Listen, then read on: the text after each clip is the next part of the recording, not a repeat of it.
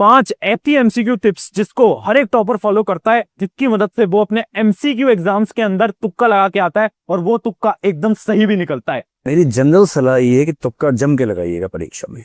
चलिए, समझ में नहीं आ रहा है कि कौन सब्जेक्ट का है, उस पे तुक्का नहीं लगाना। पर मैं कोई नॉर्मल एमसीक्यू ट्रिक्स की बात नहीं कर रहा हूँ। ये आंख बंद करके ABCD में से किसी को भी मार्क कर दो। सर वो तो तुक्का लगा के आ रहा हूँ तो पूरा तो नहीं, ये कुछ ऐसी साइंटिफिक टेक्निक्स हैं जिसकी मदद से आप अपने एग्जाम के हर एक एमसीक्यू को अटेम्प्ट करके आ सकते हो और वो एमसीक्यू का आंसर एकदम सही तरीके से मार्क भी कर सकते हो।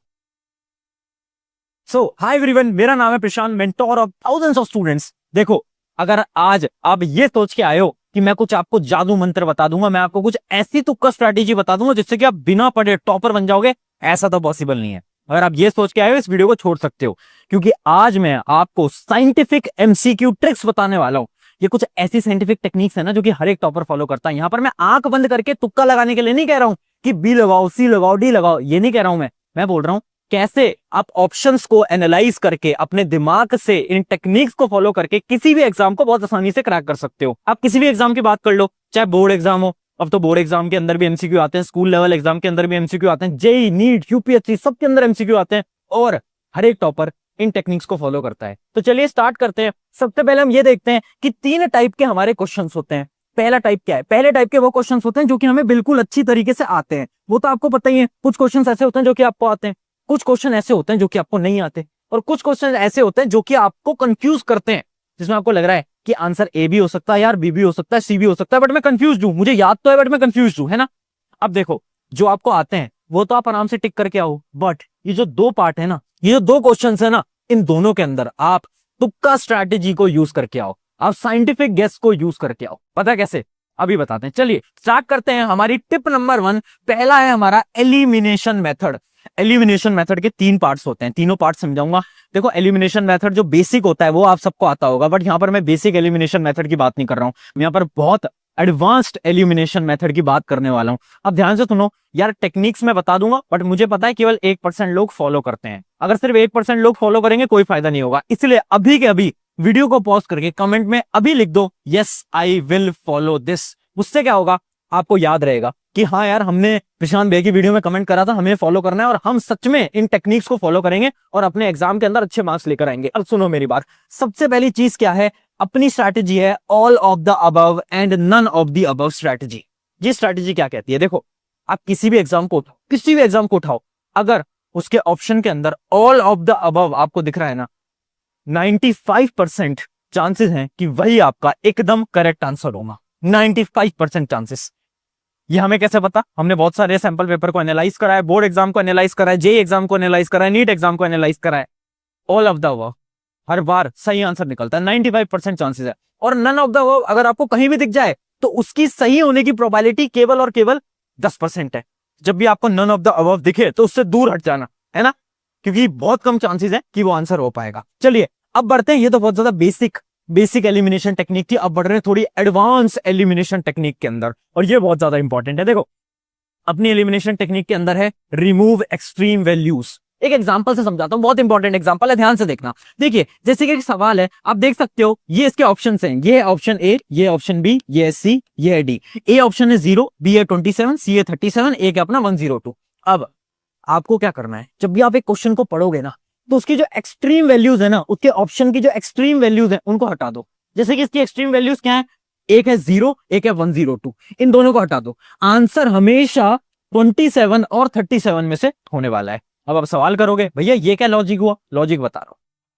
हर एक टीचर जो कि आपके एमसीक्यूज को बनाते हैं ना, वो कुछ ऑप्शन को ऐसे बनाते हैं कि बच्चा देख के उस ऑप्शन को तो हटा दे, है ना, उसको तो टिक ही ना करके आए। आपके पेपर को आसान बनाने के लिए किया जाता है। तो जब भी आपको एक्सट्रीम वैल्यूज दिखे, जैसे कि एक और एग्जांपल देखते हैं, 1 2 4 19, एक्सट्रीम वैल्यू कौन सी है? 19, तो आंसर 19 तो कभी नहीं होगा, 1 2 4 में से होगा। हम क्या कर रहे हैं, हम एलिमिनेट कर रहे हैं। जो हमें लग रहा है ना यार ये तो नहीं हो सकता, उसको एलिमिनेट करो। अब आप इन 3 में से कोई भी एक को गेस कर सकते हो या फिर आप सॉल्व कर सकते हो। इससे क्या हुआ, आंसर सही होने की प्रोबेबिलिटी हमारी सही हो गई। ठीक है, यहां पर मैं कोई तुक्का नहीं बता रहा हूं यार, ये बहुत ज्यादा साइंटिफिक चीज है। एक्सट्रीम वैल्यूज को हमने हटा दिया। अब बढ़ते हैं तीसरी एलिमिनेशन स्ट्रेटेजी, जो कि है सिमिलर आंसर ट्रिक। देखिए, टीचर्स क्या करते हैं, टीचर्स आपको कंफ्यूज करने के लिए ऑप्शंस में सिमिलर ऑप्शंस डालते हैं और वो जो सिमिलर ऑप्शंस होते हैं ना, वही आपके करेक्ट आंसर होते हैं। समझ नहीं आया? चलिए एक एग्जांपल से समझते हैं। देखिए, जैसे कि ऑप्शंस हैं 5, 10, -5, 17। आपको 3 ऑप्शन दिख रहे हैं। अब ध्यान से देखना, 90% से ज्यादा चांसेस हैं इसका जो सही आंसर है वो या तो 5 होगा या तो -5 होगा। पता है क्यों? क्योंकि ये दोनों सिमिलर ऑप्शंस हैं। ये दो तो कट कर दो, इन दोनों में से तो आंसर होगा ही नहीं। सारे एग्जाम्स को आप एनालाइज करोगे, आप देखना जितने भी सिमिलर आपके ऑप्शंस होते हैं हमेशा आंसर वही होता है। क्यों किया जाता है? क्योंकि टीचर्स आपको कंफ्यूज करना चाहते हैं। एक और एग्जांपल पे देखते हैं, जैसे एक बायोलॉजी का क्वेश्चन है, उसके अपने जो ऑप्शंस हैं वो क्या क्या है? पहला ऑप्शन है आरएनए, फिर है डीएनए, फिर है गोल्गी बॉडीज और फिर है माइटोकॉन्ड्रिया। अब 90% चांसेस है इसका आंसर आरएनए और डीएनए के अंदर होने वाला है। क्यों? क्योंकि ये दोनों सिमिलर है। एक और एग्जांपल देखते हैं, sine theta, sine square, cos square theta, minus cos theta, minus sine theta. इसमें से कौन सी दो वैल्यूज होंगी? साइन थीटा और माइनस साइन थीटा। क्यों? क्यों? क्योंकि दोनों सिमिलर है। समझ पा रहे हो?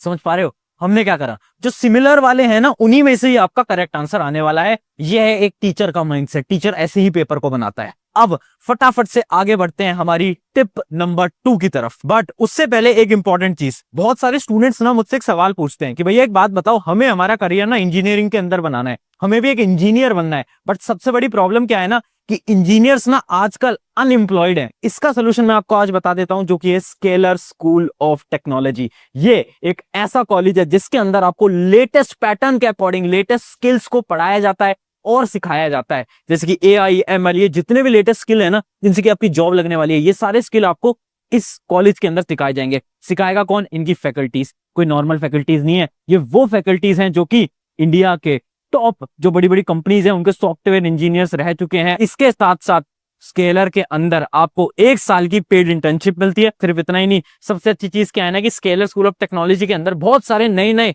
इनोवेशंस किए जाते हैं। जैसे कि इनका एक बहुत अच्छा पार्ट है जिसको हम बोलते हैं बैच सक्सेस मैनेजर, जो कि हर एक स्टूडेंट के साथ हमेशा रहता है 24/7। और इसी सारी चीजों का नतीजा है कि 1 साल के अंदर जो स्केलर स्कूल ऑफ टेक्नोलॉजी है वो बहुत सारे स्टूडेंट्स को बड़ी बड़ी कंपनीज के अंदर प्लेस करवा चुके हैं। सारी डिटेल आपकी डिस्क्रिप्शन में मिल जाएगी। अगर आपको अपने करियर को बहुत अच्छी तरीके से बनाना है तो ये इसके लिए बहुत शानदार, बहुत बेहतरीन रहने वाला है। अब चलिए आगे बढ़ते हैं हमारे पॉइंट नंबर 2 की तरफ। तो देखिए, ये है आपकी टिप नंबर 2। स्क्रीन पे आप देख सकते हो ब्रेन सिग्नल टेक्निक। अब हम बहुत ज्यादा साइंटिफिक अंदर जा रहे हैं, एकदम साइंटिफिकली हम चीजों को समझने वाले हैं।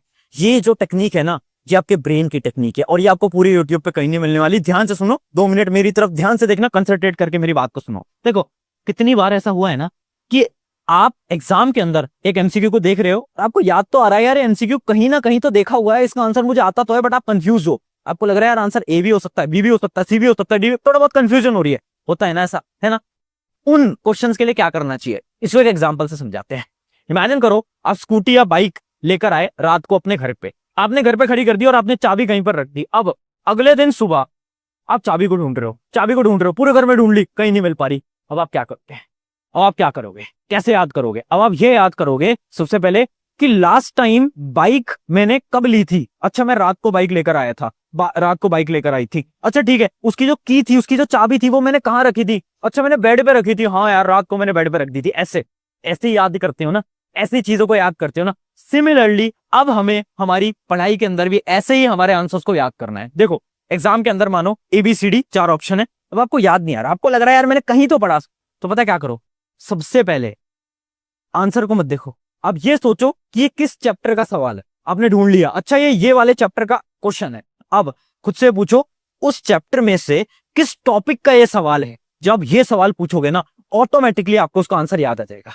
अब होता क्या है ना, जब ये रिकॉल करते हो ना कि अच्छा ये इस चैप्टर का सवाल है और इस चैप्टर में इस टॉपिक का सवाल है, तो आपके जो न्यूरॉन्स है ना ब्रेन के अंदर, वो कनेक्ट कर जाते हैं और उसका जो आंसर है, उसकी जो मेमोरी है, वो आपको अचानक से रिकॉल हो जाती है। तो ये इसके पीछे का साइंटिफिक कॉन्सेप्ट है। अब ये करोगे ना एग्जाम के अंदर, अचानक से आपको आंसर याद आ जाएगा। अगर फिर भी आंसर याद नहीं आता, देखो क्या करो, उस क्वेश्चन को छोड़ो, आगे बढ़ जाओ। अब क्या होगा, जब आप आगे बढ़ोगे धीरे धीरे आप और क्वेश्चन को सोल्व करते रहोगे। अचानक से क्या होगा, आप एक सवाल को सोल्व कर रहे हो, अचानक से आपके दिमाग के अंदर आया कि यार वो जो पिछला एक सवाल था ना MCQ वाला जो मैंने छोड़ दिया था, उसका आंसर B होना चाहिए। अचानक से आपको याद आएगा। क्यों? क्योंकि शायद आपके जो न्यूरॉन्स है ब्रेन के, वो लेट कनेक्ट करे और आपको मेमोरी के अंदर रिकॉल हुआ कि उसका आंसर B होता है। ठीक है, आगे बढ़ते हैं। अगली टेक्निक है हमारी B and C option strategy. देखो, ये साइंटिफिक स्ट्रैटेजी नहीं है, ये रिसर्च बेस्ड स्ट्रैटेजी है। हमने बहुत सारे सैंपल पेपर्स को रिसर्च करा है, बोर्ड एग्जाम के, JEE एग्जाम के, नीट एग्जाम के, और हमें ये पता चला है कि 70% जो आंसर्स होते हैं ना वो बी या फिर सी में से होते हैं। या तो बी ऑप्शन होगा या तो सी ऑप्शन होगा। हाँ, तो इसका क्या मतलब है, जब भी आपको कंफ्यूजन हो कि यार मैं ए को लगाऊं या फिर मैं सी को लगाऊं, तो आप सी को पहले प्रेफरेंस देना या फिर बी को पहले प्रेफरेंस देना। आंसर हमेशा बी या सी में से देखने को मिलता है। भैया इसका रीजन क्या है? इसका रीजन ये है, एक टीचर की सोच से सोचो। एक टीचर ये नहीं चाहता कि आपको पहला ही आंसर जो ए ऑप्शन है, ऑप्शन पढ़ते ही आपको पता चल जाए अच्छा ये तो करेक्ट है। एक टीचर कभी नहीं चाहेगा पहला ही ऑप्शन करेक्ट हो, और एक टीचर ऐसा भी नहीं चाहेगा कि जो लास्ट वाला ऑप्शन है आपको मतलब इतना टाइम लग जाए कि आप लास्ट ऑप्शन तक आओ और आपको पता चले अच्छा लास्ट वाला ऑप्शन करेक्ट है। इस वजह से हर एक टीचर क्या करते हैं ना, बी और सी इन दोनों के बीच में ही अपने करेक्ट आंसर को रखते हैं। ठीक है, ये होती है हमारी बी और सी स्ट्रैटेजी। चलिए आगे बढ़ते हैं, हमारी tip number 4, assertion reasoning strategy. देखिए आजकल क्या हो गया है, बोर्ड एग्जाम के अंदर, जेईई एग्जाम के अंदर, नीट एग्जाम के अंदर असर्शन रीजनिंग बहुत बार पूछी जाती है ना। असर्शन रीजनिंग क्या होती है, दो स्टेटमेंट दी जाती हैं और ऐसे आपको ऑप्शन दिए जाते हैं ए बी सी डी, है ना। जिसमें ए ऑप्शन तो ये होता है कि दोनों स्टेटमेंट सही हैं और जो असर्शन है और रीजन वो दोनों एक दूसरे से इंटर रिलेटेड है। दूसरा ऑप्शन ये होता है कि असर्शन रीजन दोनों सही है बट दोनों का आपसी में रिश्ता नहीं है, जो रीजन है वो उसका नहीं है। और सी और डी क्या होते हैं, असर्शन इज ट्रू और डी क्या होता है, असर्शन इज फॉल्स। है, आपने इन क्वेश्चन को सॉल्व करा होगा तो आपको पता होगा एबीसीडी ऑप्शन होता है। अब इसकी ट्रिक क्या है, इसकी ट्रिक ये है 80% क्वेश्चंस के अंदर आंसर हमेशा ए या बी में से होगा। भैया ये क्या बात हुई, चलिए एक एग्जांपल से समझते हैं। जैसे कि इमेजिन करो ये दो स्टेटमेंट है। स्टेटमेंट 1 है 2 + 2 = 4 और स्टेटमेंट 2 है in addition we add 2 values, है ना। अब आपको पता है कि स्टेटमेंट 1 भी करेक्ट है, आपको पता है स्टेटमेंट 2 भी करेक्ट है ना। तो ऑब्वियसली बात है सी या डी में से तो कोई हो ही नहीं सकता, क्योंकि सी ऑप्शन क्या होता है, असर्शन गलत, और अपना डी ऑप्शन क्या होता है, रीजन गलत। तो भाई स्टेटमेंट तो दोनों सही है ना।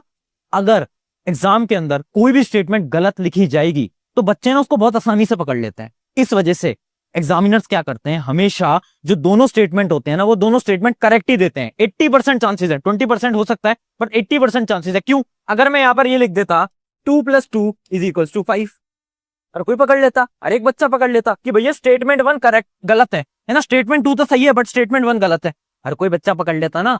इस वजह से स्टेटमेंट्स को करेक्ट बनाया जाता है। बस दिक्कत यहां आती है कि क्या वो उसका रीजन है या नहीं। जैसे कि एक एग्जांपल दिखाता हूं, 2 + 2 = 4 और स्टेटमेंट 2 क्या है, इन सब्सट्रैक्शन वी सब्ट्रैक्ट 2 वैल्यूज। अब देखो स्टेटमेंट तो दोनों सही है बट क्या स्टेटमेंट 2 स्टेटमेंट 1 का रीजन है? क्या इसका रीजन है? नहीं है, क्योंकि यहां पर तो एडिशन हो रहा है, यहां सब्ट्रैक्शन हो रहा है, दोनों के बीच में कोई रिश्ता है, दोनों के बीच में कोई रिलेशन है? नहीं है। तो इसका क्या मतलब है, इसका आंसर क्या आएगा, ए आएगा या बी आएगा? बी आएगा। याद रखना असर्शन रीजन की शानदार टेक्निक, 80% आंसर ए या बी में से आने वाला है। सी या डी को कभी भी टिक मत करना। अगर आपको स्टेटमेंट दिख जाए कि ये स्टेटमेंट तो गलत है तो ही फिर सी या डी में से करना। चलिए ये है हमारी 5th नंबर टिप जो कि है प्रैक्टिस। क्यों बोल रहा हूं मैं, देखो सिंपल सी बात है यार, आप जितने ज्यादा सवालों को लगाओगे उतनी ज्यादा मेमोरी आपके दिमाग के अंदर स्टोर होती जाएगी और जब आप एग्जाम के अंदर बैठोगे तो एमसीक्यूज क्या होते हैं ना, लिमिटेड ही बनाए जा सकते हैं। मान लो एक चैप्टर है या फिर मान लो एक सब्जेक्ट है साइंस, अब उस साइंस में से ना लिमिटेड ही एमसीक्यूज को बनाया जा सकता है। ऐसा तो नहीं है कि सिलेबस बढ़ जाएगा, नहीं, सिलेबस तो उतना ही रहेगा। तो आप जितने ज्यादा एमसीक्यूज को प्रैक्टिस करके जाओगे मेमोरी के अंदर उतना ही डाटा स्टोर होगा और जब एग्जाम के अंदर बैठोगे तो बहुत ज्यादा हाई चांसेस हैं कि आप उस एमसीक्यू को देखोगे और आप बोलोगे यार ये तो कहीं पढ़ा हुआ है, ये तो कहीं याद आ रहा है, ये तो कहीं देखा हुआ है ना। क्यों हो पाया? क्योंकि आपने ज्यादा से ज्यादा एमसीक्यूज की प्रैक्टिस करी थी। और यही है हमारी tip number 5, practice as many MCQs as possible. I hope इससे मदद मिलेगी और कमेंट कर दो yes I will follow this, और अपने एक दोस्त के साथ शेयर कर दो और उसको बता दो कि भाई एग्जाम पास है बट डरने की बात नहीं है। एमसीक्यू की एक बड़ी ही शानदार टेक्निक और टिप वाली वीडियो प्रशांत भैया लेकर आ गए हैं।